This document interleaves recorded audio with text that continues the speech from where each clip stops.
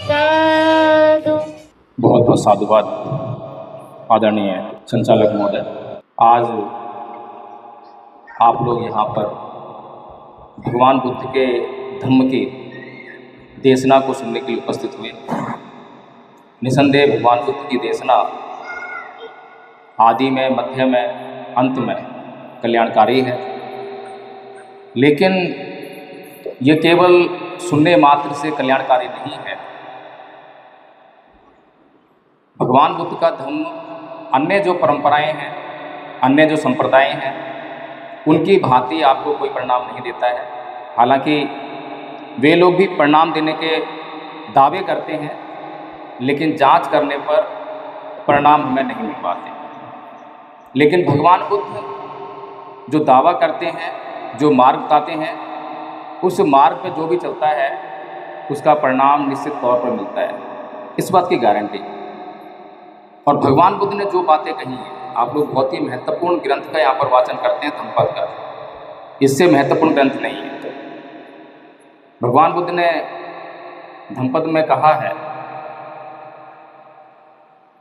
चरंचे नादि गच्छे सेयं सदिथ मतनो एकं चर्यं दलहं कैरा नथी वाले शायद, कि अगर कोई बुद्धिमान साथी हमें अपने साथ चलने के लिए ना मिले तो उससे बेहतर है कि हम जो है अकेले चलें। ये बहुत महत्वपूर्ण है। लेकिन मूर्ख की संगति जो है वो बहुत हानिकर होती है। ये मूर्ख कौन है, विद्वान कौन है, अभी इसका भी हम निर्णय नहीं कर पाए, क्योंकि विद्वान हमने उसको मान लिया जिसने डिग्रियां ले ली, जिसने बड़ी बड़ी पढ़ाई कर ली, जो डॉक्टर बन गया, इंजीनियर बन गया, वकील बन गया, जज बन गया, उसको हमने बुद्धिजीवी मान लिया, विद्वान मान लिया। ऐसा नहीं है, क्योंकि भगवान बुद्ध महामृत में कहते हैं, असेवना च बालान पंडितान च सेवना पूजा च पूजनीयान एतंग मंगल। हमारा मंगल कैसे सुनिश्चित हो, इसको हमें जानना चाहिए, समझना चाहिए। असेवना च बालान, कि मूर्खों की संगति ना करना। और पंडित लोगों, पंडित का मतलब जो है समाज में जो है किसी पुजारी को बना दिया, किसी मौलवी को बना दिया, पंडित वो नहीं। पंडित मतलब ज्ञानी पुरुष, और ज्ञानी का मतलब ऐसा ज्ञान जो आपके दुखों को दूर कर सके। ये जो ज्ञान जिसे हम आज समझ रहे हैं, जो स्कूल कॉलेज में मिलता है, ये तो हमारे पेट पालने का ज्ञान है। ये तो हमारे मनों को जो राग लग गया है, उस राग को पूरा करने का ज्ञान है, इसके अतिरिक्त कुछ नहीं है। लेकिन जिस ज्ञान की भगवान बुद्ध बात कर रहे हैं, जिस विद्वान की भगवान बुद्ध बात कर रहे हैं, वह ज्ञान, वह विद्वान आपके जन्म जन्म के दुखों को दूर करने की योग्यता रखते हैं। ऐसे विद्वान। तो मूर्खों की संगति ना करना, यानी कि मूर्ख जो है आपको हमेशा हानि पहुंचाएंगे, नुकसान पहुंचाएंगे, और विद्वान जो है आपका कल्याण करेगा। तो विद्वान का मतलब हुआ कि जिसके भीतर आपका कल्याण करने की योग्यता है, सामर्थ्य है। हम शरण गमन करते हैं, बुद्धं शरणं गच्छामि, धम्मं शरणं गच्छामि, संघं शरणं गच्छामि। अधिकांश बौद्धों के लिए तो ये मंत्र सा हो गया है, मंत्र सा उच्चारण कर लेते हैं, बस हो गया पूरा। लेकिन हम ये समझ नहीं पाए कि हम बुद्ध की शरण क्यों जा रहे हैं, धम्म की शरण क्यों जा रहे हैं, संघ की शरण क्यों जा रहे हैं। बुद्धं शरणं गच्छामि क्यों कहा? कुछ लोग बोलते हैं कि हम बुद्धि की शरण जाते हैं। भाई ऐसा नहीं है। बुद्धं शरणं गच्छामि का मतलब बुद्धि की शरण जाना नहीं है। बुद्धि तो सभी के पास है, किसके पास बुद्धि नहीं है? क्या एक हत्यारा बिना बुद्धि के हत्या करता है? क्या एक डाकू बिना बुद्धि के डाके डालता है? बुद्धि सबके पास है, लेकिन उस बुद्धि का उचित इस्तेमाल हर कोई नहीं कर पाता। तो जिस बुद्ध की शरण जा रहे हैं, वो बुद्ध इसलिए बुद्ध हैं क्योंकि उनको बुद्धत्व प्राप्त हुआ, वो सर्वोच्च ज्ञान प्राप्त हुआ। वह मार्ग उन्होंने खोज लिया जिस मार्ग पर चलकर इस संसार के लोग अपने दुखों से हमेशा हमेशा के लिए मुक्त हो सकते हैं। इसलिए ये ज्ञान जो है, ज्ञान, विद्वान, मूर्ख, ये शब्द इसमें बार बार आएंगे धम्मपद में। इनको समझना बहुत जरूरी है। धम्मपद में कहा है, न तंग माता पिता कैयरा अये वापी च यातका सम्मा पड़े हितं चित्तं शेषो नंग ततो करे, कि जितनी अधिक भलाई आपका सही दिशा में लगा हुआ चित्त कर सकता है, उतनी भलाई तो आपके माता पिता भी नहीं कर सकते। बड़ी महत्वपूर्ण बात है। इस संसार में हम लोग ये समझते हैं कि अगर सबसे अधिक भला चाहने वाला कोई है तो हमारे माँ बाप है। विकट से विकट परिस्थितियों में भी हम कितने भी बुरे हो जाएं, तब भी हमें कष्ट होते ही जो है, अगर किसी को दर्द होता है, दुख होता है, तो हमारे माता पिता को होता है, वो हमारा कभी बुरा नहीं चाहता। लेकिन भगवान बुद्ध ने कहा है, अगर उनसे भी अधिक भला चाहने वाला कोई है तो वो आपका चित्त है, आपका मन है, अगर वो सही दिशा में लगा हो। अगली गाथा में कहा है, दिशो दिशंग एंतं कयरा वेरी वापन वेरी न मिच्छा पड़े हित चित्तंग पापियो नंग ततो करे, कि गलत दिशा में लगा हुआ चित्त जितना आपका नुकसान कर सकता है, उतना नुकसान आपका दुश्मन भी नहीं कर सकता। ये पूरा धम्मपद अगर आप पढ़ेंगे पहली गाथा से लेकर और 423वीं गाथा तक, केवल एक ही शब्द यहाँ पर इम्पोर्टेंट है, वो है चित्त। और संसार का कोई भी धर्म, कोई भी संप्रदाय आपके चित्त पर काम नहीं करता, ये गारंटी दे रहा हूँ। बाबा साहेब जो हैं विश्व के सबसे बड़े विद्वान हैं, सबसे पढ़े लिखे। वो कोई भी बात कहते हैं तो यूं ही नहीं कहते, उस बात के पीछे जो है गहरा अध्ययन होता है, विश्लेषण होता है, खोज होती है, अनुसंधान होता है, जब जाकर वो कोई बात कहते हैं। और विशेष तौर पर जब कोई बात वो अपने समाज के लिए कह रहे हैं तो फिर उसका महत्व और भी आता है, फिर ऐसे नहीं कही जा सकती। लेकिन इस देश के लोगों ने बाबा साहेब की बात को मानने से इनकार क्यों कर दिया, क्या कारण है? पिछले 70 साल में बाबा साहेब की इतनी महत्वपूर्ण बात, इतना महत्वपूर्ण धम्म दिया जो पूरे विश्व का कल्याण कर सकता है। अगर भारत ने धम्म का नेतृत्व पूरे संसार भर में किया होता तो आज पूरा संसार जो है भगवान बुद्ध के धम्म का लाभ ले रहा होता और पूरी दुनिया में कहीं पर भी युद्ध ना हो रहा होता। आज अमेरिका ईरान लड़ रहे हैं, इजराइल और वो दूसरे देश लड़ रहे हैं, रूस यूक्रेन लड़ रहे हैं, इतनी हानि जन की, धन की, सबकी हो रही है। यहाँ पर खाने के लिए लोगों का पैसा नहीं, लोग भूख से मर रहे हैं, लेकिन वहाँ लड़ने के लिए बहुत पैसा आ रहा है। ऐसा अनर्थ जो है केवल और केवल भगवान बुद्ध के धम्म के अभाव में हो रहा है। और जो लोग संसार भर में लड़ रहे हैं, ऐसा नहीं है कि वो धार्मिक नहीं है, ऐसा नहीं है कि वो अपने आप को धार्मिक नहीं कहते हैं, वे अपने आप को धार्मिक होने का दावा करते हैं। कोई इस्लाम को मानने वाला है, कोई ईसाई धर्म को मानने वाला है, तो क्या उनके धर्म ने उनको यही शिक्षा दी है कि आप लड़ाइयाँ कीजिए, युद्ध कीजिए? क्या उनको शांति नहीं चाहिए? क्या इस दुनिया में कोई भी व्यक्ति मरना चाहता है, कष्ट पाना चाहता है, युद्ध चाहता है? संसार का कोई भी व्यक्ति जो है संसार में युद्ध नहीं चाहता। भारत में रह रहे हैं हम लोग, लेकिन हम भी नहीं चाहते कि दुनिया के किसी कोने में कहीं युद्ध हो, क्योंकि उसकी कहीं ना कहीं जो है त्रासदा हमें भी झेलनी पड़ेगी। हम भी नहीं चाहेंगे, बेशक हमारे ऊपर कोई बम नहीं फूट रहा है, हमारी मृत्यु का कोई कारण नहीं उत्पन्न हो रहा है अभी, लेकिन अभी आपने देखा पेट्रोल के दाम बढ़ गए, गैस के दाम बढ़ गए, सारी महंगाई हो रही है। कारण क्या है? वैश्विक उन्माद। ये वैश्विक उन्माद क्यों है? किसी देश की जनता नहीं चाहती है कि युद्ध हो, किसी देश की नहीं, लेकिन जो देश के नेता हैं, नेतृत्व करने वाले लोग हैं, वे धार्मिक नहीं हैं, वे केवल धार्मिक होने का दावा करते हैं। अगर धार्मिक होते तो निश्चित तौर पर भगवान बुद्ध की जो गाथा है, आपने भी पढ़ी होगी 5वीं गाथा, ना ही वेरेन वेरानी समंत चनंग अवेरेन च समंती ऐस धम्मो सनंतनो, कि वैर से कभी वैर शांत नहीं होता, अवैर से ही वैर शांत होता है। इतनी महत्वपूर्ण बात जो है, क्या अभी तक इतने बड़े बड़े पढ़े लिखे लोग, इतने बड़े बड़े पदों पर पहुँचे हुए लोग, क्या उनको समझ में नहीं आई है? सबको समझ में आती है, लेकिन समस्या ये है कि भगवान बुद्ध के धम्म का प्रचार रोका हुआ है। भगवान बुद्ध के धम्म का प्रचार कौन करेगा? परम पूज्य बाबा साहब डॉक्टर भीमराव अम्बेडकर ने हमें ये जिम्मेदारी दी थी 1956 में कि आपको बौद्ध बनना है। आप सभी लोग बौद्ध हैं, कोई हिंदू तो नहीं है, कोई मुसलमान तो नहीं है, कोई विधर्मी तो नहीं है, सारे बौद्ध हैं। तो बौद्ध होने का क्या मतलब है? बौद्ध होने का और अबौद्ध होने का क्या मतलब? केवल एक ही मतलब है कि अबौद्ध लोग जो हैं अपने चित्त पर बिल्कुल भी काम नहीं करते। चित्त में काम है, क्रोध है, मोह है, लोभ है, द्वेष है, तृष्णा है, ईर्ष्या है, तमाम विकार हैं। जो अबोध लोग होते हैं उन्हें इन विकारों पर काम करने का कोई प्रयोजन नहीं है, कोई मतलब नहीं है, बल्कि इनको बढ़ाने का काम करते हैं। लेकिन बुद्ध और बुद्ध के धम्म को मानने वाले लोग चित्त पर काम करते हैं।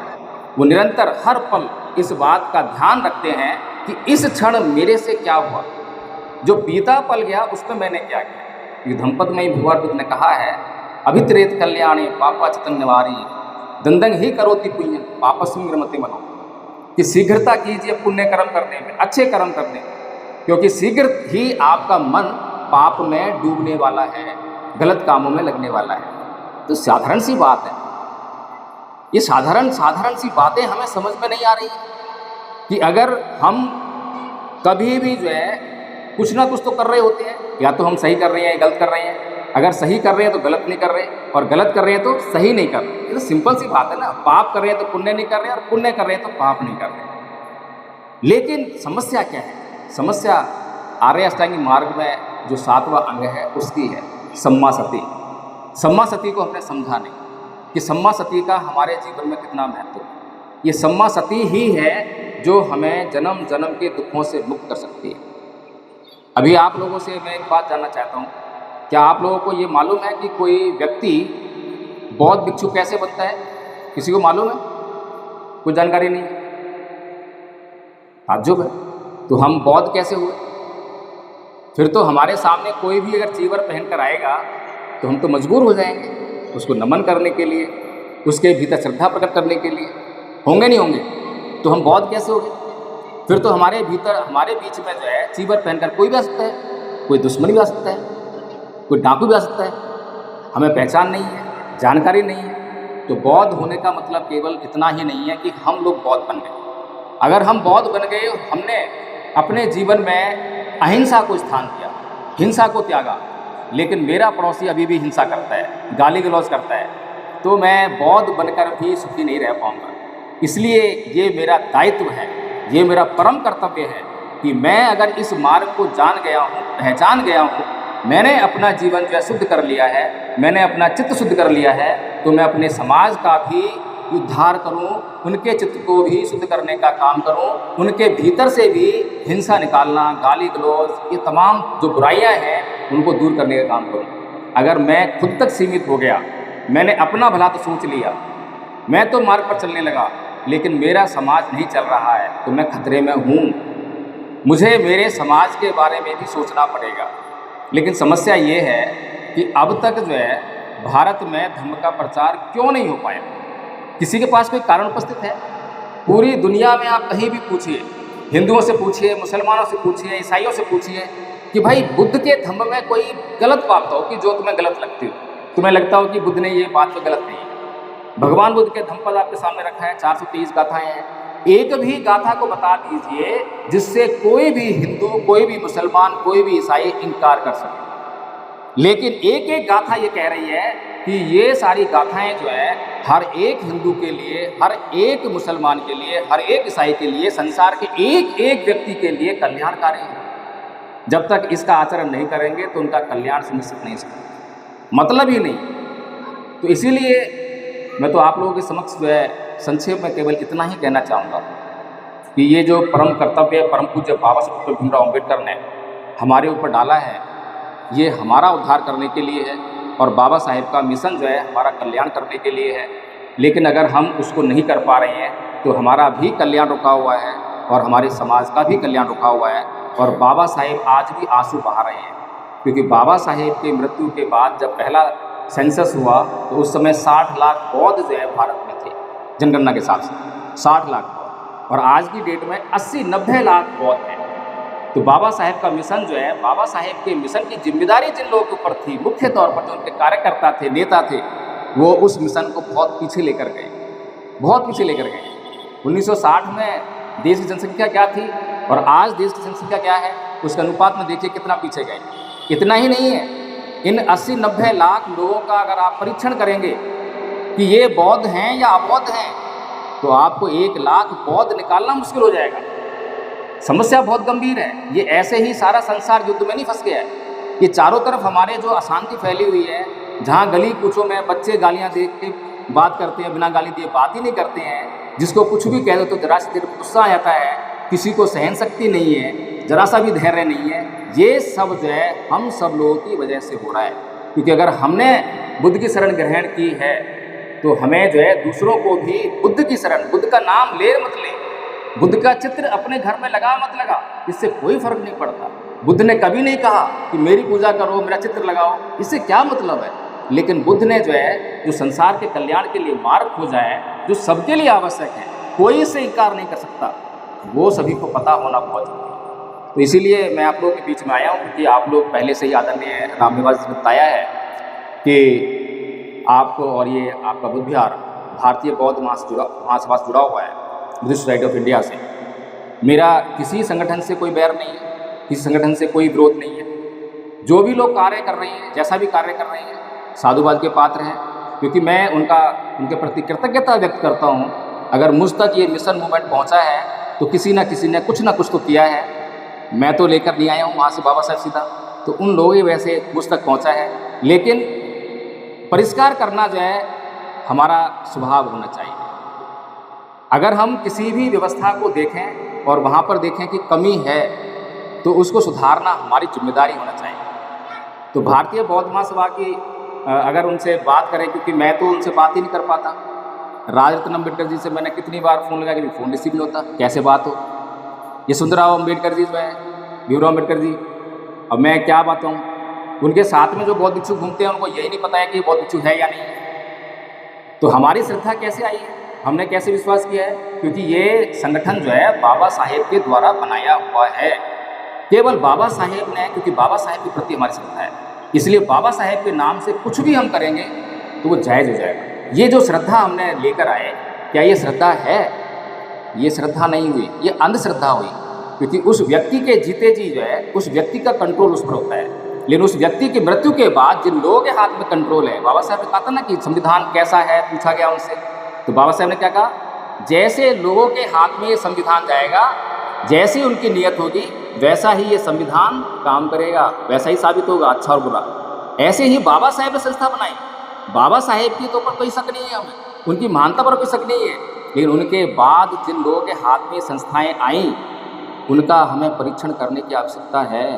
पिछले 70 साल में जो कार्य होना चाहिए था, अगर वो नहीं हुआ है, उसकी कोई योजना नहीं बना पाई, तो सोचना पड़ेगा।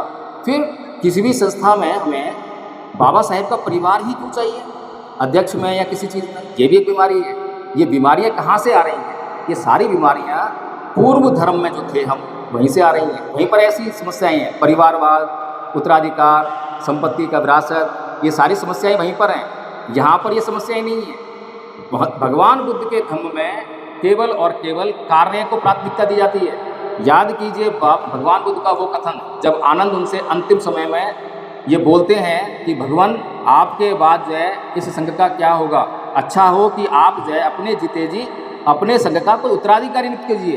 तो भगवान बुद्ध क्या बोल रहे हैं कि धम्म का कोई उत्तराधिकारी नहीं होता आनंद। धम्म तो जो है जो धारण करेगा, जो उसका आचरण करेगा, धम्म उसी का हो जाएगा। धम्म कोई संपत्ति नहीं है।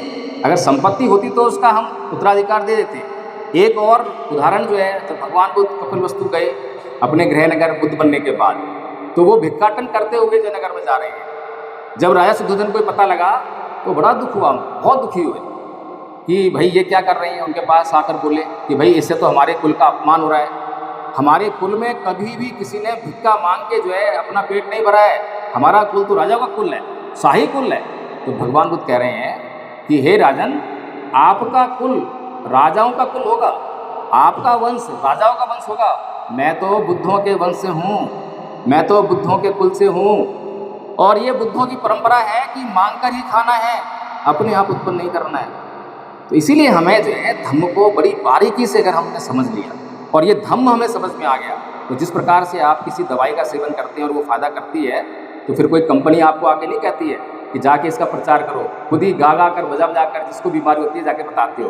तो ऐसे ही जब इस धम्म का आप सेवन करेंगे, धम्म का जब आपको लाभ होने लगेगा, तो निश्चित तौर पर जो है आप इसका प्रचार करने लगोगे, चर्चाएँ करने लगोगे। लेकिन यही समस्या पिछले 70 साल में रही है कि हमने जो है अभी तक धम्म का केवल गाना गाया है, प्रतीकात्मक धम्म अपनाया है, झंडे लगा लिए, और वंदना वगैरह कर ली, विद्या जानना शुरू कर दिया, त्यौहार छोड़ दिए, त्यौहार अपना लिए, ये सब तो किया। लेकिन जो असली काम था, असली काम जो बुद्ध कहते हैं, मैं अक्सर 3 बातों की चर्चा करता हूँ धर्म परिवर्तन के लिए।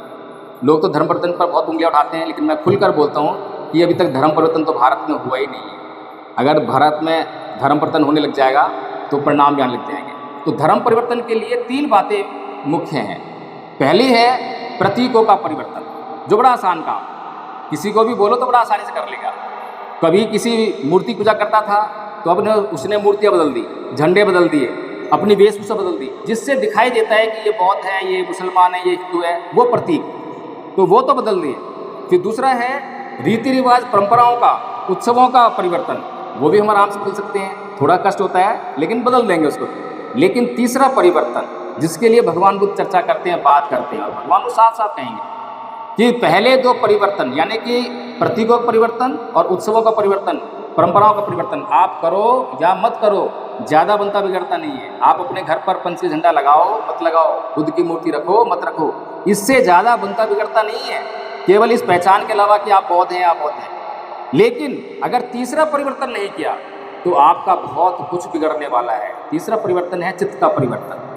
चित्त में तमाम विकार हैं और उन विकारों पर मैं बिल्कुल भी काम नहीं कर रहा हूँ, लेकिन दिन रात में जो है भगवान बुद्ध की मूर्ति के सामने बैठकर विपස්සना कर रहा हूँ, ध्यान कर रहा हूँ, और क्या नाम है, वंदना कर रहा हूँ, पूजा पाठ कर रहा हूँ, कुछ नहीं होने वाला। विपස්සना भी मैंने की, ध्यान भी किया, तो ध्यान मैं किस चीज़ का कर रहा हूँ? ध्यान मुझे जो है सबसे पहले जागृत होने के लिए करना है। जागृति क्या है? हर पल में अपने कर्मों को देख पाऊँ, ये जागृति आनी चाहिए। अगर ये जागृति नहीं आई है, मैं हर पल अपने कर्मों को नहीं देख पा रहा हूँ, तो कोई लाभ होने वाला नहीं। अक्सर लोग ये कह देते हैं कि ये तो काम भिक्षुओं का है। भिक्षुओं का काम नहीं है ये, क्योंकि लक्ष्य क्या है, जीवन का लक्ष्य क्या है?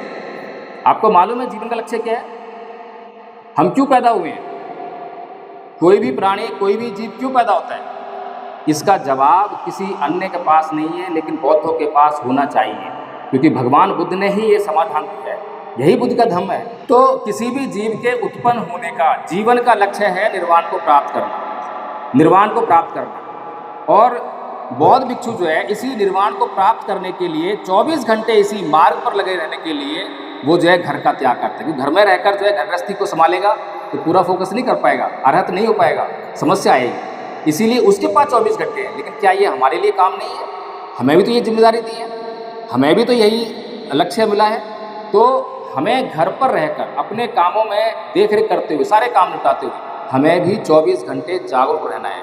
कहाँ पर हमारे से कौन सा सील टूट रहा है, कहाँ पर हमारे चित्त में पाप उत्पन्न हो रहा है, किसी के प्रति ईर्ष्या उत्पन्न हुई, किसी के प्रति द्वेष उत्पन्न हुआ, इसकी जानकारी रखनी है। अभी तो ये हमारा संस्कार है, हमारा चित्त इन्हीं बातों संस्कारित है। लेकिन हमें अभी तो क्योंकि ये काम करे जा रहे हैं, इसलिए जानकारी नहीं है कि हम जागरूक नहीं। जैसे जागरूक हो जाएंगे तो हमें सूचना मिल जाएगी कि अभी जो है तूने ईर्ष्या की, तुझे ईर्ष्या नहीं करनी, अभी तूने द्वेष किया, तुझे द्वेष नहीं करना है। जब हम ये निर्णय लेने लग जाएंगे तो कम से कम परिणामों को हम बचा लेंगे, गलत परिणामों को रोक लेंगे। तो इसीलिए मैं यही कहना चाहूँगा, धम्मपद संघ के द्वारा हम लोग आए हैं। धम्मपद संघ ने ये कार्य करना शुरू किया है, किसी के विरोध में नहीं, लेकिन समाज को जो है मार्ग दिखाने के लिए। और इसके लिए हमने एक कोर्स बनाया है। और आपके बीच में 2 आदरणीय, क्या नाम आपका, आदरणीय आचार्य नितेश जी बैठे हैं, जो कि धम्मपद संघ से प्रथम वर्ष का कोर्स कर चुकी हैं। और आदरणीय आचार्य धर्मेंद्र जी बैठे हुए हैं। ये दोनों लोग जो हैं प्रथम वर्ष का कोर्स कर चुके हैं। और प्रथम वर्ष का कोर्स कर लेने मात्र से हमें लाभ नहीं होने वाला, क्योंकि मैं अक्सर लोगों को गारंटी दे के आता हूँ कि जिसने भी प्रथम वर्ष का कोर्स कर लिया तो उसके जीवन में कल्याण होने वाला है, लाभ होने वाला है, ज़िंदगी बदलने वाली, गारंटी देता हूँ। लेकिन उस गारंटी से पहले एक बात कहता हूँ कि अगर मैं आप लोगों को यहाँ पर मैं गाड़ी से आया हूँ, तो अगर गाड़ी गिफ्ट कर दूँ तो आपको फ़ायदा होगा नहीं होगा? नहीं होगा। गाड़ी चलानी नहीं आती ना, फ़ायदा कैसे होगा? फ़ायदा उठाने के लिए गाड़ी चलाना जरूरी है ना, चलाना आना चाहिए। चलिए गाड़ी चलाना भी सिखा दिया तो फ़ायदा हो जाएगा? तब भी नहीं होगा, क्योंकि चलानी पड़ेगी करेक्टली। तो ऐसे जो है, जो हमने गारंटी दी है, प्रथम वर्ष का कोर्स, छोटा सा कोर्स है कि अभी तक जो है अर्थ का ही अनर्थ होता है, अर्थ ही हमें समझ में नहीं आया। इसीलिए एक एक चीज़ का, जैसे पूजा का क्या अर्थ है, शरण गमन क्यों करते हैं, खमायाचना क्यों करते हैं, सीलियाचना क्यों करते हैं, एक एक चीज़ जो है ऐसे ही नहीं करते हैं भगवान बुद्ध धर्म में। भगवान बुद्ध का धर्म जो है कारण और घटना जुड़ा हुआ है, हर एक चीज़ के पीछे हेतु है। तो इसीलिए जो है ये जो कोर्स है, ये देखिए केवल इतना सा कोर्स है, ये कोर्स है। बहुत लंबा चौड़ा कोर्स है क्या? ये कोर्स जो है आप लोग अगर कर लें तो आपका जीवन बदल सकता है, फिर आप दूसरों का जीवन भी बदल सकते हैं। और ये कराने की जिम्मेदारी जो है हमारी है। आपके बीच में 2 आचार्य तो बैठे ही हुए हैं, ये आपको फिजिकली भी करा सकते हैं। कुछ शुरू हुआ है आदरणीय आचार्य नितेश जी, आप पर कुछ शुरू हुआ है क्या सर? अभी कोर्स नहीं, अभी जो हम 2 घंटे यहाँ पर सुबह देते हैं, अभी 2 घंटे तो हमने दे दिए ना सुबह, इसी 2 घंटे में 15 मिनट की एक एक्सरसाइज मात्र 15 मिनट का अगर हम थोड़ा सा इसको कोर्स को कर लें, वाचन कर लें, 2-3 बार वाचन कर लें, कोर्स याद हो जाए। कोर्स मुश्किल नहीं है, अगर मुश्किल होता तो नहीं कर पाते, आदरणीय आचार्य नहीं कर पाते, आदरणीय आचार्य नहीं कर पाते, कोई नहीं कर पाता। लेकिन अनपढ़ महिलाओं ने, सोचिए जिनको अक्षर पढ़ना लिखना नहीं आता है, उन लोगों ने भी ये कोर्स पाली और हिंदी में कर लिया है। अब जब वो पाली में बोलती है महिलाएं, तो जो पीएचडी कर स्कॉलर बनकर आए हैं बुद्धिस्ट स्टडीज से, वो गाथाएं नहीं बोल पाते हैं, लेकिन हमारे आचार्य बोलते हैं। तो सोचिए प्रचार हो रहा है नहीं हो रहा? तो इसीलिए जो है मैं आप लोगों के सामने ये निवेदन करने आया हूँ। और एक चीज़ और है कि हमने एक धम्म ज्ञान प्रतियोगिता शुरू कर दी है। ये बड़ी यूनिक प्रतियोगिता है। इसमें एक तो ये कोर्स है, प्लस में 100-150 क्वेश्चन और बाबा साहेब और बुद्ध के बारे में हम जो है पूछेंगे। और ये सारी परीक्षाएँ जो ऑनलाइन ही होंगी, गूगल मीट में। और ऐसा नहीं है कि एक साथ परीक्षा होगी कि आज हमने ये सेंटर बना दिया, यहाँ पर परीक्षा होनी है, इस दिन होनी, नहीं।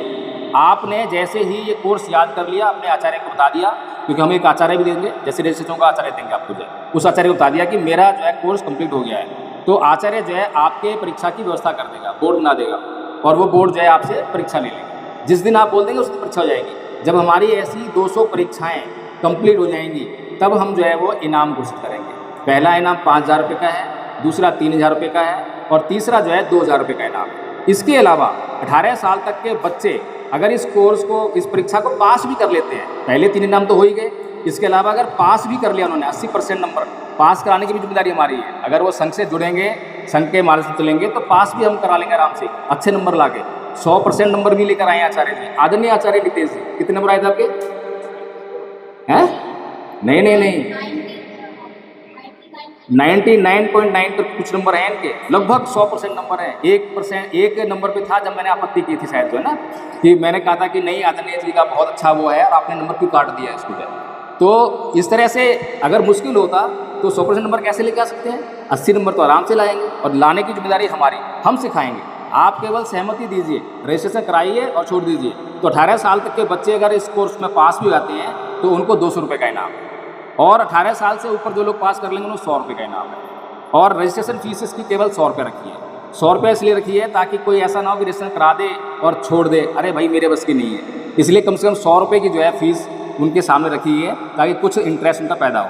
तो इसलिए जो है भारत को बुद्धमय करने के लिए हम जो कुछ भी कर सकते हैं, अगर हम वास्तव में ईमानदार हैं। सबसे पहले ईमानदारी हमारे अपने प्रति जवाबदेही हो कि क्या हम जो कार्य कर रहे हैं ईमानदारी से कर रहे हैं या नहीं कर रहे हैं। फिर अपने महापुरुषों का त्याग को बलिदान देखें, उन्होंने अपना पूरा जीवन लगा दिया, अपने बच्चे कुर्बान कर दिए, लेकिन हम क्या बलिदान कर रहे हैं, हम क्या त्याग कर रहे हैं? क्या हम 24 घंटे में 15-20 मिनट का भी त्याग, अपने इच्छाओं को त्याग कर सकते हैं क्या? अपने कामों से निकाल सकते हैं क्या? ये तो बड़ा आसान काम है। अगर हम इतना आसान काम भी नहीं कर सकते तो भारत बुद्धमय कभी नहीं हो सकता, अपने महापुरुषों का सपना कभी पूरा नहीं होता, और भारत की जो राजनीतिक व्यवस्था है कभी आप उसमें भागीदार नहीं बन सकते। इसी तरह से हम तड़पड़ाते रहेंगे, अत्याचार सहन के लिए मौजूद रहेंगे। तो इन्हीं सब बातों साथ में मैं आप अपनी बात समाप्त करता हूँ। आप लोगों का बहुत बहुत साधुवाद, इतने ध्यान से मुझे सुना, और मैं आपसे निवेदन करूँगा कि इस प्रतियोगिता में आप भाग ले लें। ऑनलाइन होनी है, कहीं जाने की जरूरत नहीं है, अपने घर बैठे होनी है, घर बैठे परीक्षा होनी है। बहुत साधुवाद, धन्यवाद सभी को। जय भीम, बहुत है। साधु साधु साधु। अभी आप सबने बहुत दम के प्रचार प्रसार में तो लगे ही हैं। एक जो विशेष कार्य जो कर रहे हैं वो बहुत ही महत्वपूर्ण है कि धर्म में जो त्रुटियां हैं उसको परिष्कृत करने का कार्य कर रहे हैं, उनको हटाने का कार्य कर रहे हैं, ताकि जो तथागत भगवान बुद्ध ने जो सोने वर्गा जो है धर्म हमें दिया, मानव धर्म दिया, तो उस सोने वर्गा धर्म ही बना रहे वो। उसमें जो पिछले समय में जो अशुद्धियां आ गई हैं वो अशुद्धियों का दूर करने के लिए आप कोशिश कर रहे हैं, और हम तथागत भगवान बुद्ध से प्रार्थना करेंगे कि वो आपको इस कार्य में सफल बनाएं। साधु साधु साधु।